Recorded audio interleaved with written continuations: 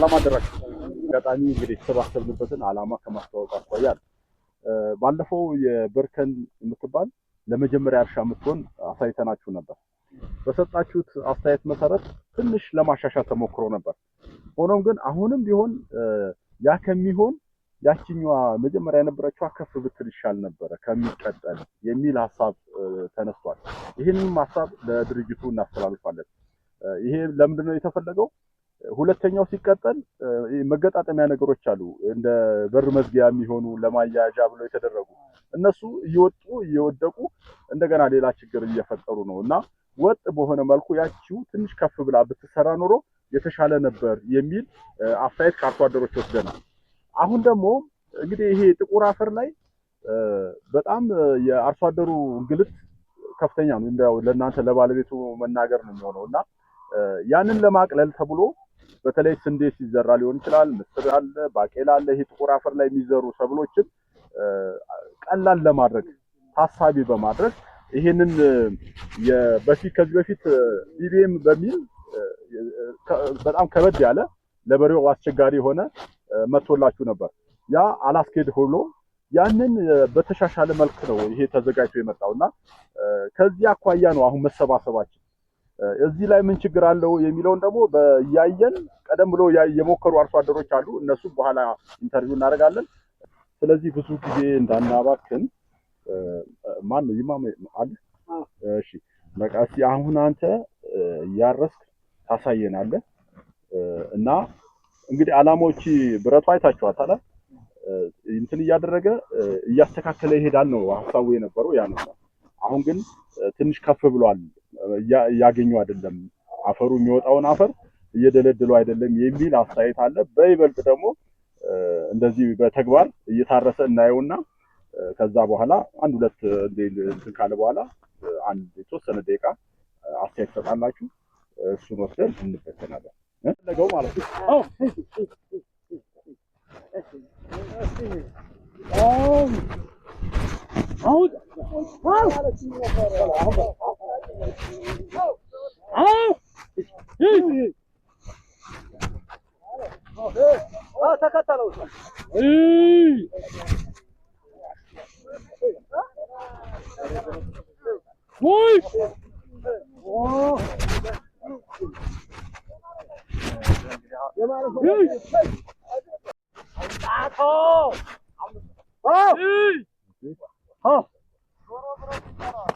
ብረቱ እውነት ነው። የምንፈልገው እሱን አስተያየት ነው።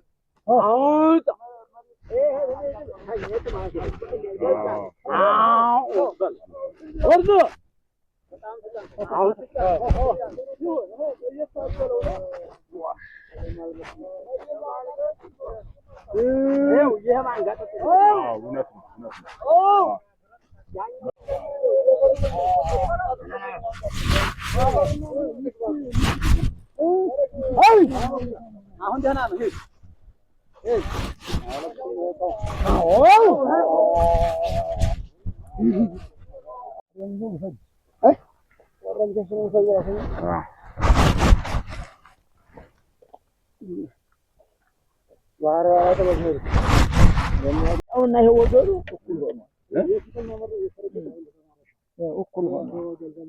ምኑና ምኑ ነው እኩል የሆነው?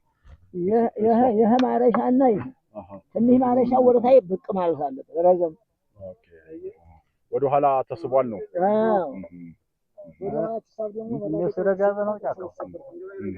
የቃው መሰበር እንደው እንጂ እኮ ይሄ አሁን ይሰራል ለሱ ታጣቅየ አካፋው ይሁን ደህና ነው።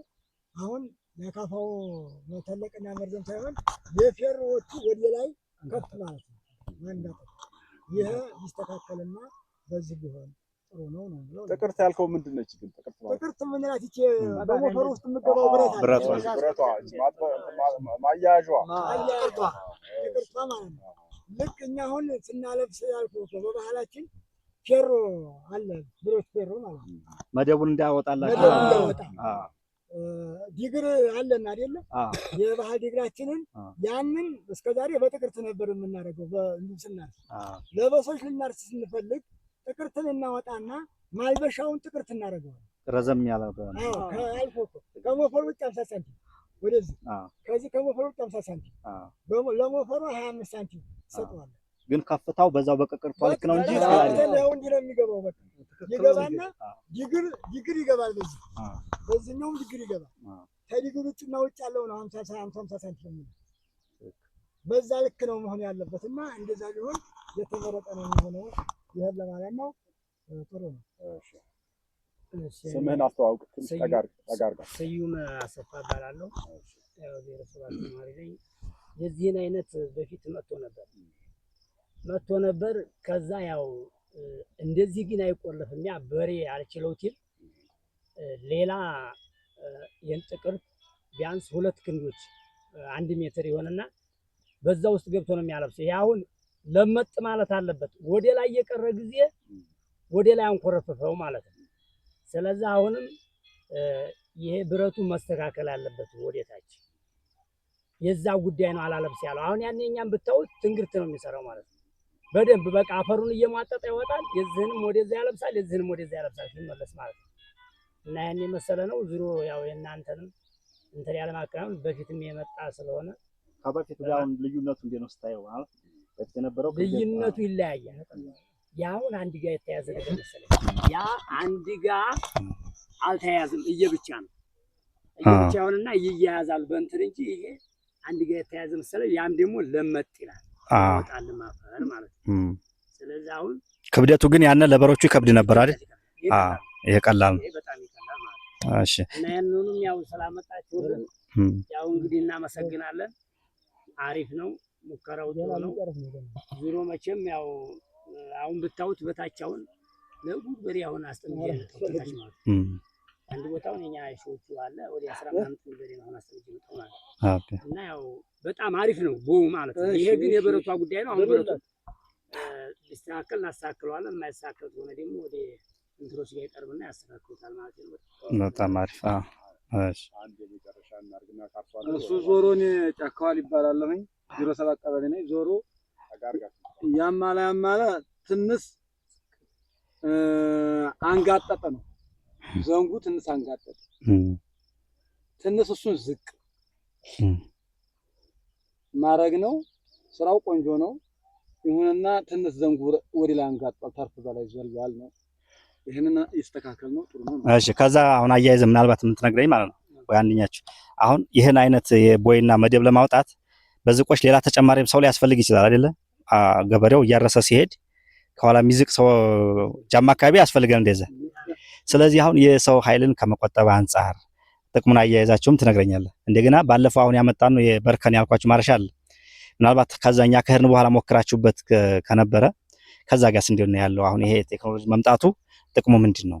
በተለይ የሰው ኃይልን ከመቀነስ አርሶ አደሩ ብቻውን ገበሬው ብቻውን ማንቀሳቀስ ይችላል ብለን ነው የምናስበው። ይሄ ከዛ ጋር እያይዛችሁ እስቲ ነው። ዙሮ አሁን እንዴት ባለው ጃም አሁን 10 ቤተሰብ ካለ 10 ነው የሚወጣው ማለት ነው። እና ግብአቱ ያው በጣም የተለየ ነው የሚሆነው፣ ሁሉም የተለየ ነው። ይሄ ግን ያው ትንሽ ሰውም ያው ትኩረት ስላላደረገበት ያ ግን ይሄ የምላችሁ ግን ጥቅርት ውስጥ የሚገባው ነገር ምንም የሚያስቀረው ነገር የለም። እየጎለጎለ ያወጣዋል ማለት ነው። እንደዚህ ወደ ላይ እንትን አይልም ማለት ነው። ብታውት እኮ በታች ያለውን በጣም የሚገርም ነው ማለት ነው። እና ያው የሰውም እጥረትም ይከብዳል። ሰውም ደግሞ ያው ትንሽ ታቅሙ ጉዳይ ነው። ዙሮ በተቻለው አሁን በገባው ያ እንትን እያለ ነው።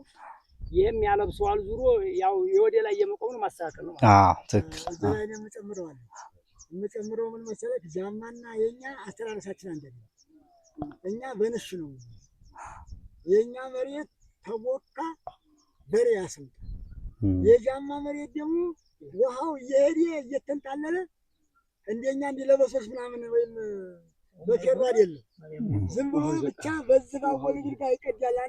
አንዱ ይመጣና በዚህ ይቀዳል። 5 ሰው በዛ 5 ሰው በዚህ ያንቺታ እንዲህ እየሟጠጠ እዛ መደብ ነው የሚለጥፈው። ስለዚህ አሁን የጃማ ሰው ያስፈልገው በዛ ነው። አሁን እኛ ይሄው እናርሳለን።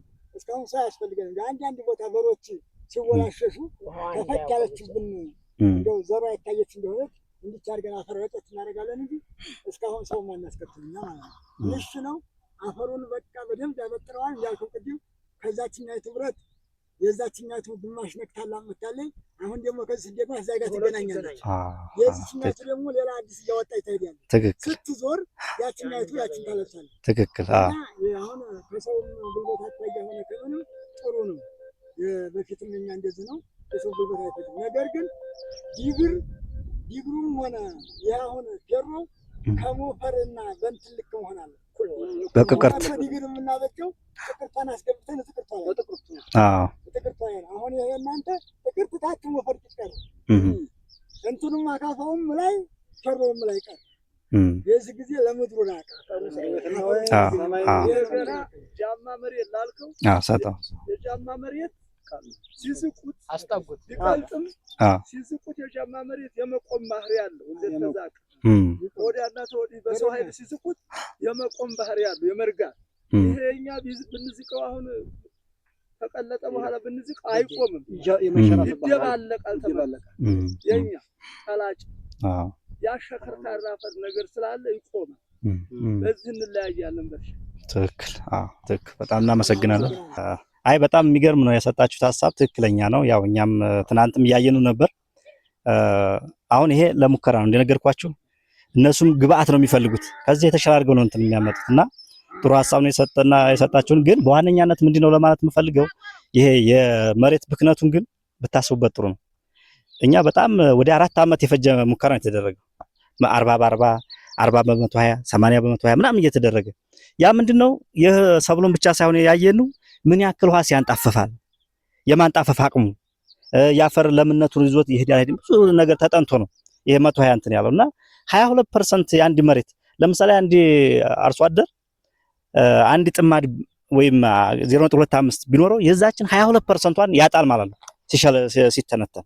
ያን በምናረግበት በምጥጥኑ አሁን ባስ ወንድም የባለው 40 በ80 እንኳን ብናረገው ከፍተኛ ልዩነት ነው የምናየው። እና ግብርና ኤክስቴንሽን በሚላችሁ መሰረት የመሬት ብክነቱን በጠበቀ መንገድ መጠቀም አለባችሁ ለማለት ነው። አመሰግናለሁ።